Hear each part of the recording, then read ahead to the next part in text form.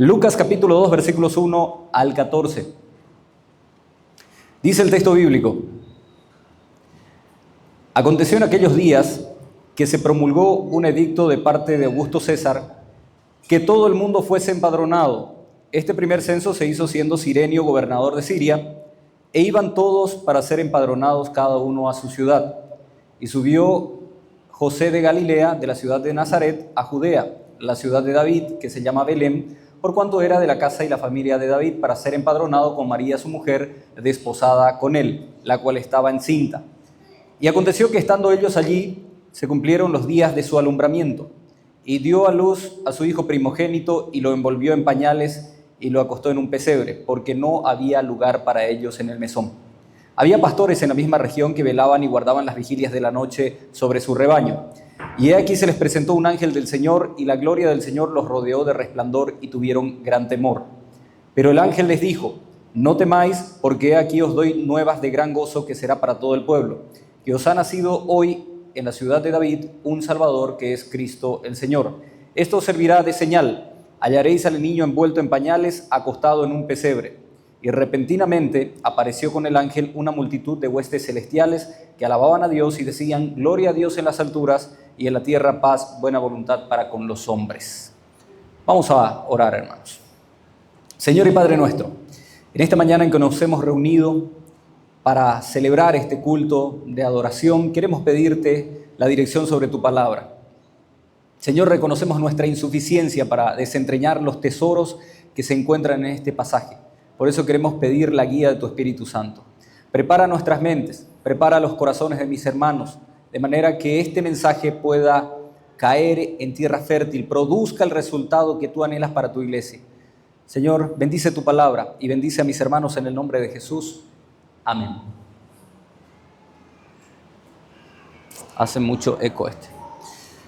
Bueno, hermanos amados, Lucas inicia aquí explicando el momento histórico en que ocurre el nacimiento de nuestro Salvador. Israel estaba en ese entonces bajo el dominio del Imperio Romano, y Augusto César, el emperador, se le ocurrió hacer un censo para determinar la cantidad de súbditos de aquel reino, obviamente para establecer los impuestos.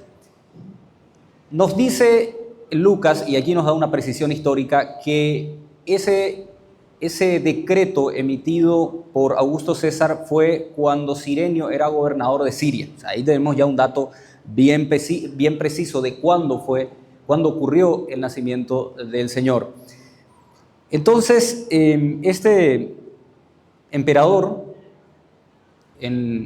la hizo fácil. En lugar de enviar a los censistas casa por casa, como se acostumbra a hacer un censo, un empadronamiento, lo que hizo fue emitir un edicto en virtud del cual todas las personas tenían que irse hasta el lugar de su nacimiento para ser empadronados. Obviamente esto estaba divina y soberanamente orquestado por Dios, porque había una profecía en Miqueas capítulo 5, versículo 2, que decía que el Mesías tenía que nacer en Belén. Y en ese entonces María ya estaba con la panza, ¿verdad?, bien grande, y ya estaba a punto de nacer el niño, y si no existiera este decreto, iba a nacer en la Baja Galilea, en el sur, pero tenía que cumplirse esta profecía. Y como José era de Belén, entonces tenía que irse con su esposa para ser empadronado. Llegaron allí, ahí nace el Mesías y se dio cumplimiento a la profecía de Miqueas. Esta pareja, José y María, llegan a un lugar, llegan a Jerusalén, y ese lugar estaba atestado de personas, había demasiada gente.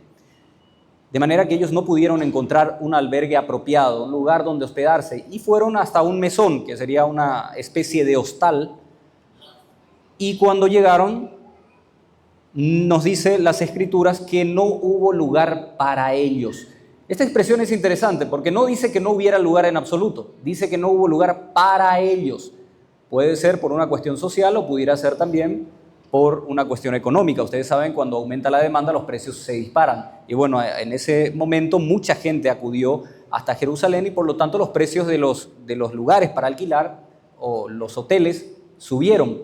Y seguramente ellos, bueno, no tuvieron para pagar. Entonces no hubo lugar para ellos en el mesón. Si tan solo esta gente hubiera sabido quién era el niño que esta mujer llevaba en su vientre, queridos hermanos, probablemente la actitud hubiese sido muy diferente. Pero al igual que mucha gente como hoy en día está tan distraída con los negocios de este mundo, estas personas no pudieron ver ese tiempo, no pudieron identificar lo que estaba ocurriendo en ese momento. Y además hicieron oídos sordos a un mandamiento tan importante del Señor como es la hospitalidad. Recuerden lo que dijo el autor de los Hebreos: muchos en virtud por la hospitalidad llegaron a hospedar a ángeles. Y estos no iban a hospedar a un ángel, estos iban a hospedar nada más y nada menos que al Rey de Reyes y Señor de Señores. Pero bueno, ellos perdieron la oportunidad porque no tuvieron un corazón sensible para escuchar la voz de Dios en ese momento. Estaban demasiado distraídos con la voz del mundo, con los negocios, con los asuntos de este mundo. Muchas veces nosotros también podemos perdernos de la voz de Dios cuando nos involucramos demasiado en los asuntos de este mundo, especialmente en estas épocas en que todo el mundo parece que está loco, ¿verdad? El tráfico se vuelve caótico, la gente se pelea por todas partes y es porque en esta fecha hay mucho frenesí, mucho desenfreno también, porque, bueno, hay que comprar regalos y hay que hacer preparativos y uno y lo otro, pero la gente no se detiene a pensar en el significado real de la Navidad. Pero nosotros queremos descubrir en esta mañana de qué se trata esta Natividad del Señor.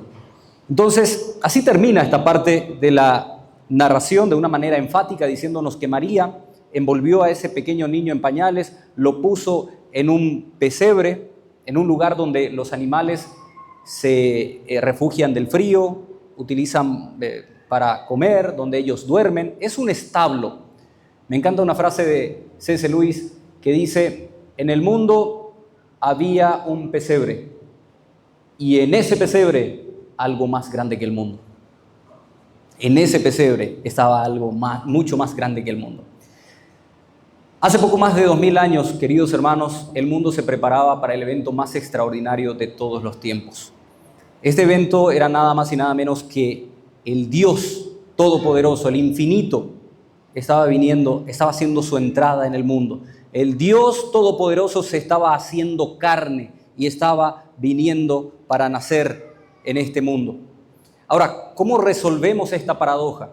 Que el Dios a quien nada lo contiene, el Dios que lo envuelve todo, el Dios que lo abarca todo, fuera a venir de una forma tan humilde.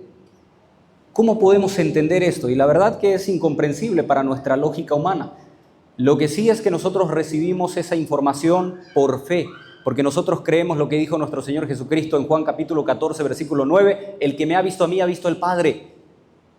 Y sabemos y estamos convencidos de que Jesús es la imagen invisible de Dios mismo, el primogénito de toda la creación, porque en Él fueron creadas todas las cosas, las que están en los cielos, las que están en la tierra, visibles e invisibles, sean tronos, sean potestades, sean dominios, sean principados. Todo fue creado por medio de Él y para Él, y Él es antes de todas las cosas, y todas las cosas en Él subsisten. Ese es el que estaba viniendo, queridos hermanos. Dios mismo estaba haciendo su entrada en el mundo. Ahora uno se puede preguntar, ¿pero cuál era el propósito? ¿A qué respondía este plan soberano de Dios? Bueno, en la historia de la redención proclamada en la Biblia, ustedes saben que nuestros primeros padres fueron engañados y desobedecieron a Dios. Es decir, le dieron las espaldas a Dios. Y a partir de allí toda la humanidad, todo niño que nace, ya nace en una condición pecaminosa, nace con una inclinación natural hacia la maldad, hacia lo que es malo, hacia lo que a Dios no le agrada. Entonces, este gran libro, que es la Biblia, nos relata la historia de un Dios de amor que se extiende hacia el hombre, buscando nuevamente reconciliación con la humanidad, que la humanidad se reconcilie con Él, porque esa humanidad le ha vuelto las espaldas. Y ese mundo, o sea, esa humanidad, como ha despreciado a Dios, le ha vuelto las espaldas, ha caído en una condición de separación completa de Dios, y Dios lo que quiere es volverlo a su condición original, a como estaba antes en el Edén, y atraerlo a Él mismo, devolverle al ser humano lo que había perdido a causa del pecado. Eso es lo que quiere Dios, y como no podía hacer de otra manera, Él mismo tenía que venir a hacer eso. Él tenía que venir a hacer lo que el hombre no puede por sus propios medios, con sus propios recursos. Nosotros no podemos reconciliarnos con Dios. No hay forma, no hay mérito alguno que nosotros podamos demostrar para que Dios se agrade de nosotros. Él mismo tuvo que enviar a su Hijo unigénito para rescatar a la humanidad. Porque de tal manera amó Dios al mundo que ha enviado a su Hijo unigénito, para que todo aquel que en Él crea no se pierda, mas tenga vida eterna. Vemos entonces por qué la venida del Mesías es un motivo de gran gozo, hermanos. En el versículo 10 del pasaje que acabamos de leer, decía el ángel que vengo a darles buenas nuevas de gran gozo. Porque, queridos hermanos, no hay mayor gozo que saber que hemos sido reconciliados con Dios. Saber que nuestros pecados han sido perdonados, que hemos sido justificados, que tenemos vida eterna. No puede haber mayor gozo que saber que podemos volver nuevamente a unirnos con Dios. El pecado nos había separado del Padre, pero Cristo a través de su sacrificio tendió un puente en esa separación y por medio de él podemos nuevamente tener acceso al Padre. El que vino para salvarnos, queridos santos, no es otro que el mismísimo, infinito y todopoderoso Dios. Ese niño que estaba naciendo en el pesebre allá en una pequeña aldea insignificante en Belén era Dios mismo, Dios hecho carne. La tremenda tarea no podría ser llevada a cabo por nadie más. Por nadie más. Por eso nuestra salvación es tan segura. Por eso tenemos garantía en nuestra salvación, hermanos. Porque si mi salvación dependiera de un ser caído, pecador como yo, no tendría ninguna esperanza. Pero mi fe descansa en aquel único ser puro, perfecto, que fue tentado en todo y que nunca pecó. Nuestro Señor Jesucristo. Así que tengo esa seguridad plena de que he sido reconciliado con Dios y tengo acceso libre al trono de la gracia. Ahora, noten algo interesante. ¿A quién es que le viene este gran gozo? Este gozo nos dice que le vino a la gente del pueblo, a gente común y corriente, a gente como vos y yo, hermano. Esta anunciación que hizo el ángel no le vino a la alta clase aristocrática, no le vino a gente rica, no le llegó a la clase política de la época, ni siquiera a la clase sacerdotal o religiosa. Se esperara que esta anunciación de que venía el Mesías le llegase primero a la clase religiosa, pero no fue así. Le llegó a unos humildes campesinos que estaban en una ardua tarea cuidando el rebaño de noche. Esa gente pobre. Y el mensaje es el siguiente. Queridos hermanos, Dios no toma en cuenta la grandeza del hombre. Dios no toma en cuenta la grandeza humana. Aquí claramente vemos cómo Dios no hace acepción de personas. Esta anunciación, el mensaje más importante de la historia, le es dado a un grupo de campesinos, de personas pobres, personas comunes y corrientes como vos y yo. Ese es Dios, como dice 1 Corintios 1:27, pues mirad, hermanos, nuestra vocación, que no sois muchos sabios según la carne, ni muchos poderosos, ni muchos nobles, sino que lo necio del mundo escogió Dios para avergonzar a los sabios, y lo débil del mundo escogió Dios para avergonzar a lo fuerte, y de lo vil del mundo y lo menospreciado escogió Dios, y lo que no es para deshacer lo que es, a fin de que nadie se jacte en su presencia. Así que sigamos mirando este relato. Vean la señal, hermanos. Dice en el versículo 11, hallaréis al niño envuelto en pañales, acostado en un pesebre. Allí no hay pompa, allí no hay glamour, no vemos una cuna de oro. Este niño es rey, pero no tiene una corona sobre su cabeza. Su mamá es una mujer sencilla de una zona rural del país que no se viste de sedas, no usa joyas. Su papá es un humilde obrero. Si nosotros tuviéramos la oportunidad de estar presentes allí, porque a veces nosotros cuando hacemos la representación del pesebre, pareciera que es algo muy romántico, ¿verdad? Mucho glamour. Queridos hermanos, Cristo hizo su entrada en un lugar donde los animales dormían. Probablemente ustedes saben el olor que tiene el lugar donde se duermen las vacas y donde comen los animales. No es un lugar muy agradable. Si nosotros estuviéramos allí, probablemente lo único que íbamos a ver es un rincón oscuro o una especie de cueva oscura, quizás con un poco de iluminación por alguna lámpara. un niño envuelto en pañales comunes y corrientes, una mujer pobre, un hombre igualmente pobre, tan pobre que no encontraron un lugar en el mesón. Gente pobre, marginal. Esa es la escena real, sin romantizar nada. Claro, había fiesta en los cielos, claro, ángeles cantando, pero eso era en una dimensión espiritual, eso no se veía allí. No es que nosotros en el pesebre que armamos, ¿verdad? Están los angelitos, y hay luces, y hay bombos y platillos, y es algo lindo. Pero esto era algo tan sencillo, tan humilde, tan pobre, hermanos. Hermanos queridos, la obra de Dios fue sublimemente sencilla, pero a la vez profunda y misteriosa. Y podemos preguntarnos como Pablo, ¿dónde está el sabio? ¿Dónde está el escriba? ¿Dónde está el que discute asuntos de este mundo? ¿Acaso no ha enloquecido Dios la sabiduría del mundo? ¿Cómo es posible que el Rey del universo, el creador de todo lo que existe, de las cosas visibles e invisibles, haya venido así, en esas condiciones tan pobres? Queridos hermanos, Dios abandonó su posición. Él es Dios. Y estando en una posición encumbrada, estando en la misma gloria, Él decide descender hasta lo sumo. Ya es suficiente humillación que el Dios Todopoderoso venga dentro y se forme dentro de la matriz de un ser de naturaleza caída.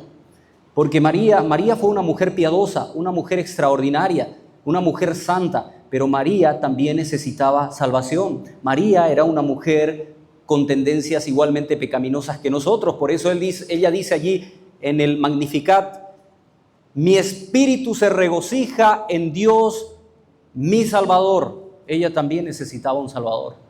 Y que este Dios perfecto, puro, santo, justo, venga y se forme en la matriz de una mujer, de un ser creado, durante 9 meses y después salga como salen los bebés. Eso es humillación, hermanos. Eso es humillación. Muchos dicen que Jesús fue humillado en la cruz del Calvario. No, la humillación comienza en la Navidad. La humillación comienza con el nacimiento de este Dios. Ahora, quiero que noten algo igualmente interesante. Filipenses capítulo 2 ya nos habla de esta humillación, que algunos entendidos lo llaman la kenosis, el vaciamiento de Dios. Nos dice, el cual siendo en forma de Dios no estimó ser igual a Dios como cosa a que aferrarse, sino que se despojó a sí mismo tomando forma de siervo, y estando en esa condición se humilló a sí mismo y se hizo obediente hasta la muerte y muerte de cruz. ¿Lo hubieses hecho vos, hermano? ¿Lo hubieses hecho? A veces armamos rabietas y nos molestamos cuando no tenemos el reconocimiento que pensamos que merecemos. Cuando no nos valoran por algo que hicimos, nos molestamos. Yo conozco gente, autoridades que se han molestado con el maestro de ceremonias porque no le mencionaron en el vocativo. No, porque no estaba fulano de tal, no se le mencionó. Este es el Dios, el creador de los cielos y la tierra, que viene en una forma tan humilde que pasa completamente desapercibido para la gente de su época. Hermanos amados, Cristo pudo venir como cabeza del Imperio Romano si quería. Él es Dios, Él podía hacer lo que quería. Podía venir como un emperador, como el emperador del gobierno más grande de aquella época. Él pudo haber nacido en medio de la clase religiosa, sacerdotal de su época, entre los saduceos, entre los fariseos. Pudo haber formado parte del Sanedrín. Él pudo haber nacido entre los grandes filósofos, cuna de intelectuales en Atenas. Pero cuando Jesús decide hacer su entrada, lo hace en una aldea completamente insignificante, en un establo y teniendo como testigos a unos cuantos animalitos y unos campesinos. Esa es la entrada del Mesías. Así hizo su entrada el Salvador del mundo. Hermanos queridos, el Hijo de Dios, el dueño de todo, fue despreciado, fue rechazado incluso antes de nacer, porque noten, no fue hallado para él un lugar en el mesón. Él fue rechazado, todavía no había nacido y él ya comenzó a ser despreciado. Ese fue nuestro Mesías. Ahora notemos que Lucas le da mucho énfasis a esos detalles. La pregunta es ¿por qué? Porque estos detalles, queridos santos, nos recuerdan un rasgo del carácter de nuestro Señor Jesucristo. Noten lo que dice Isaías 53:3. Despreciado y desechado entre los hombres, varón de dolores y experimentado en quebranto, y como que escondimos de él el rostro, fue menospreciado y no lo estimamos. El carácter del Mesías, el carácter del Hijo de Dios. Los sabios del Oriente, cuando vinieron a buscarlo, ¿a dónde fueron? ¿A dónde fueron? ¿Dónde se supone que van a ser un rey tan importante al punto que los astros anunciaron su venida? Al punto que profetas muchísimos años antes anunciaron su llegada. ¿Dónde se esperaba que naciera? En el palacio real. Por eso fueron junto a Herodes, ¿verdad? Y le dijeron, venimos a adorar al rey de los judíos. Y él le dice, pero bueno, yo soy el rey. No, acaba de nacer. Vinimos por la estrella. Y la verdad que no sé, pero si ustedes lo encuentran, por favor, si me avisan, yo también quiero ir a adorarle. Tenía muchas ganas de ir a adorar al rey, ¿verdad? Sí, cómo no. Seguramente habrá sido una gran sorpresa también para estos sabios del Oriente cuando llegaron y que no sabemos cuántos eran. En realidad se asume que eran 3 por los regalos, oro, incienso y mirra. Pudo haber sido una comitiva, una caravana grande. No sabemos. La Biblia no nos dice la cantidad. Y eso de Melchor, Gaspar y Baltasar, hermanos, eso es tradición. No existe tal cosa, la Biblia no nos habla de eso. Pero lo cierto es que pudieron haber sido varias personas, una comitiva grande. Y cuando llegaron, ¿y dónde está el rey de los judíos? Allí está en la batea donde comen las vacas. Ese es el rey de los judíos. Ese es el rey del universo. Ese es el Dios hecho carne. Ese es el Dios creador de todas las cosas. Ese que está en un pesebre, en un establo. Ese es Dios.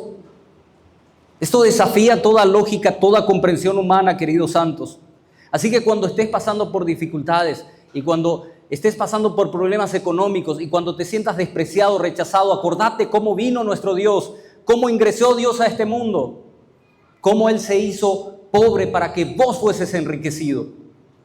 Él se hizo pobre por amor de nosotros.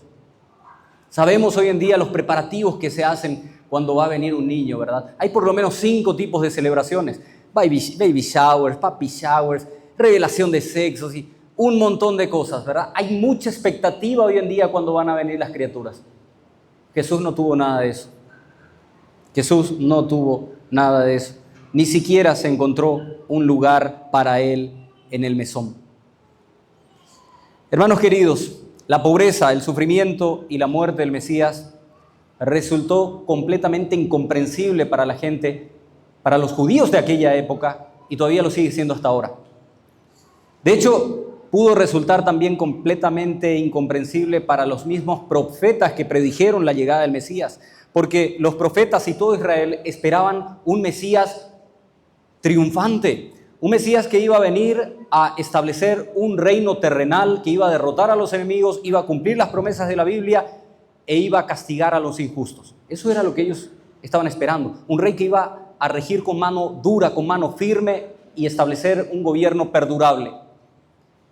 De manera que ellos no pudieron ver cómo encajaba un Mesías sufriente con un Mesías glorioso, porque ellos se quedaron solamente con una parte de la historia. Ellos se quedaron solamente con la parte en que el Mesías viene a este mundo en una condición de humillación, es humillado, muere, pero ellos no tuvieron en cuenta la otra parte de la historia, porque Cristo vuelve, pero vuelve en gloria. Ya no viene como un niño menospreciado en un lugar, en un pesebre, y que luego sufrió, fue crucificado en una cruz. Ahora viene como un rey, el Rey de reyes y Señor de señores. Cristo vuelve, y esa parte de la historia ellos no la tenían.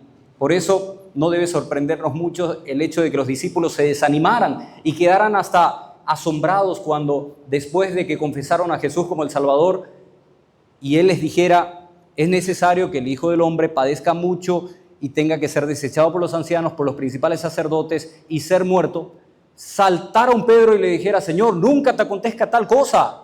Nosotros vamos a reinar, vos vas a ser cabeza de un imperio. ¿Cómo te vas a morir? Porque ellos no comprendieron la revelación, ellos no comprendieron todavía el mensaje de Dios. O sea, ¿cómo vas a derrotar a tus enemigos, establecer un reino y cumplir las promesas de la Biblia si al final sos desechado por tu mismo pueblo y terminás muriendo como un criminal? No tiene sentido, no tiene ninguna lógica. Fueron necesarios 3 años de enseñanzas de Jesús, numerosas apariciones de resurrección y la unción del Espíritu Santo para que los discípulos entendieran finalmente que fue precisamente a través de la humillación y la muerte de nuestro Señor Jesucristo que Él derrotó a sus enemigos, Él estableció el reino y cumplió las promesas de la Biblia.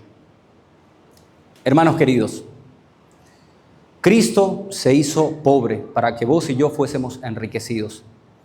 Dice 2 Corintios 8:9, porque ya conocéis la gracia de nuestro Señor Jesucristo, que por amor a vosotros se hizo pobre siendo rico, para que vosotros con su pobreza fueseis enriquecidos. Por medio de Jesucristo, todas las cosas que pertenecen a la vida y a la piedad nos pertenecen por su divino poder. Hermanos queridos, Cristo nos hizo ricos. Por Él fuimos perdonados en nuestros pecados, fuimos justificados. Por Él hemos sido adoptados como hijos de Dios, tenemos vida eterna y en el día postrero vamos a heredar todo el universo juntamente con Él. ¿Acaso no somos ricos? ¿No se sienten ricos, hermanos? ¿Quién es el hombre más rico actualmente? Elon Musk, ¿verdad? Sí, el dueño de Tesla. Hermanos queridos, un cristiano es mucho más rico que ese hombre, porque un cristiano es heredero y coheredero juntamente con Cristo de todo lo que existe. Si vos sos creyente, sos más rico que cualquiera. El significado de la Navidad fue un gran enigma para mucha gente durante más de 30 años, porque ellos no supieron entender, no tuvieron esa revelación de que esa venida de Cristo no era para reinar terrenalmente, esa era una etapa de humillación, eso era para establecer un reino, pero un reino ciertamente terrenal, pero voluntario. Es decir, hoy en día nosotros estamos llamados a predicar el glorioso evangelio para que las personas se sometan voluntariamente a ese reino, pero va a venir el tiempo en que Cristo vuelva por segunda vez y, hermano querido, allí no habrá opciones. Allí no habrá opciones. Allí vamos a adorarlo y vamos a rendirnos a sus pies. Si no lo hicimos por las buenas ahora, entonces la gente lo hará por la fuerza. Porque aún en el infierno van a doblar rodillas y reconocer que Él es Rey de reyes y Señor de señores. Toda rodilla se va a doblar ante Él. Cuando finalmente los discípulos comprendieron que aquel evento, cuando vino Jesús, era solamente una parte de la historia y no había terminado todavía, que falta un segundo acto, que es la segunda venida de nuestro Señor Jesucristo, que está establecido para el futuro, que puede ocurrir en cualquier momento, por cierto. Ahí recién ellos estuvieron preparados para interpretar el significado de la Navidad para nosotros y lo hicieron por medio de los escritos del Nuevo Testamento. Ellos nos interpretaron la Navidad. Por eso hoy nosotros entendemos de qué se trata esta Navidad. Hermanos queridos, como conclusión quiero mencionar solamente 2 cosas. Quiero dejar bien en claro 2 cosas. En primer lugar, Cristo no nació en 25 de diciembre. Cristo no nació en 25 de diciembre. Y en segundo lugar, más importante que la fecha del nacimiento del Mesías, un evento tan importante, un regalo tan grande como que nos ha nacido un niño, un Salvador que nos reconcilia con Dios, es un evento digno de celebrar. Hay que celebrarlo, hermanos. Es algo que tenemos que celebrar. El tema de la fecha es un evento completamente secundario y hasta irrelevante. No se preocupen por la fecha, no importa. No, pero esa es una fecha pagana. El 25 de diciembre era una fecha en la que se adoraba al dios solar. Sí, es cierto. Es una fecha pagana, como muchas otras fechas paganas que nosotros celebramos. Celebramos nuestro cumpleaños. Bueno, eso tiene origen pagano. ¿Sí? El juramento de la bandera, queridos hermanos, tiene origen pagano. Cantamos el himno nacional en nuestros seminarios, en el acto de graduación del seminario de este año, cantamos el himno nacional. Eso tiene origen pagano. El 90% de las cosas que hacemos, lo siento, queridos santos, tienen orígenes paganos. Nuestro mismo calendario tiene origen pagano. Vean los nombres de los meses del año. Origen pagano. Ahora, ¿qué le decimos a aquellas personas sinceras que nos dicen, no, pero esa es una fecha pagana, no podemos celebrar Navidad? Invitémosle a que reflexionen en Romanos 14. Romanos 14, 5 al 6. Dice, uno hace diferencia entre día y día, otro juzga iguales todos los días. Cada uno esté plenamente convencido en su propia mente. El que hace caso del día, o el que hace caso de la fecha de la Navidad, el que hace caso del 25 de diciembre, lo hace para el Señor. Y el que no hace caso del día o del 25 de diciembre, lo hace también para el Señor. El que come para el Señor come porque da gracias a Dios, y el que no come para el Señor no come y da gracias a Dios. Querido santo, lo importante es que lo hagas para el Señor. Si vos pensás que esa es una fecha pagana y que le vas a agradar más a Dios absteniéndote de celebrar la Navidad, está bien, Dios se agrada de eso si lo haces con un corazón sincero. Pero si vos pensás y decís que este es un motivo oportuno para reunirte con tu familia y explicarles el verdadero sentido, significado de la Navidad, entonces también está bien, Dios se agrada de eso. Hermanos queridos, nosotros tenemos una oportunidad extraordinaria este tiempo, en esta época, porque la atención de todo el mundo está enfocado en el nacimiento de alguien, en el nacimiento de Jesús. La gente del mundo no sabe ni siquiera qué significa, pero ellos sí saben que hay un pesebre que se arma y ahí está el niño Jesús. Ellos saben. ¿Quiénes tienen la respuesta del significado de ese evento, de ese acto? Nosotros. Y como todos los cristianos tenemos que aprovechar todos los días para predicar el glorioso evangelio. Esta es una oportunidad magnífica, querido hermano, para explicarle a la gente cuál es el verdadero significado de la Navidad. No fuimos llamados a generar polémica, no fuimos llamados para pelearnos con la gente, ni para criticar, ni para levantar barreras, no fuimos llamados para separar, fuimos llamados para presentar a Jesucristo, a este ser que hace más de 2000 años nació en un pesebre en un pueblito de Belén. Porque si hay algo cierto, hermanos queridos, es que la Navidad es un hecho bíblico. La fecha no importa, no se preocupen por la fecha, pero es un hecho bíblico de que Jesús nació. Eso es irrefutable. Así que el verdadero sentido de la Navidad es entender quién es Jesús. Jesús es nuestro Rey, nuestro sacerdote y nuestro sacrificio. Así que la Navidad es mucho más que una simple fecha para compartir, para comer bien, es más que una fecha para tener un pesebre en la esquina, para decorar finamente un arbolito o para poner lucecitas en nuestra casa. La Navidad, queridos hermanos, es mucho más que eso. La Navidad es entender que toda nuestra vida está bajo el señorío de nuestro Señor Jesucristo. Ese es el significado de la Navidad. Así que en Navidad no se trata de dar regalos, se trata de recibir el regalo más grande y maravilloso que Dios le pudo dar a la humanidad, que fue su Hijo Jesucristo. Así que, queridos santos y amados de Dios, feliz Navidad y que Dios nos bendiga. Vamos a orar juntos. Señor y Padre nuestro, en esta mañana en que nos hemos reunido en tu nombre para celebrar este culto, y también, Señor, agradecerte porque a través de tu Hijo Jesucristo nos llamaste a salvación. Gracias, Padre amado, porque aún siendo impíos, siendo hombres inicuos, siendo hombres malvados, en tu tiempo nos has llamado. Gracias, Señor, por esta salvación tan grande. Gracias por ese niño, gracias por ese Salvador que ha nacido en Belén. Porque por sus méritos, por su justicia, nosotros hoy hemos sido reconciliados contigo. Padre amado, a ti te damos toda la gloria, toda la honra, toda la alabanza. Ayúdanos siempre a tener presentes que cada área de nuestra vida está bajo el señorío de nuestro Señor Jesucristo. Ayúdanos a ser conscientes de esa realidad. Y Padre amado, perdónanos por nuestros pecados, perdónanos nuestras faltas y las veces en que no hemos tenido en cuenta de que nuestra vida no nos pertenece, sino le pertenece a aquel que nos compró por un precio altísimo. Señor, queremos encomendarte esta mañana en el nombre que es sobre todo nombre, nuestro Salvador Jesucristo, para tu gloria y honra. Amén.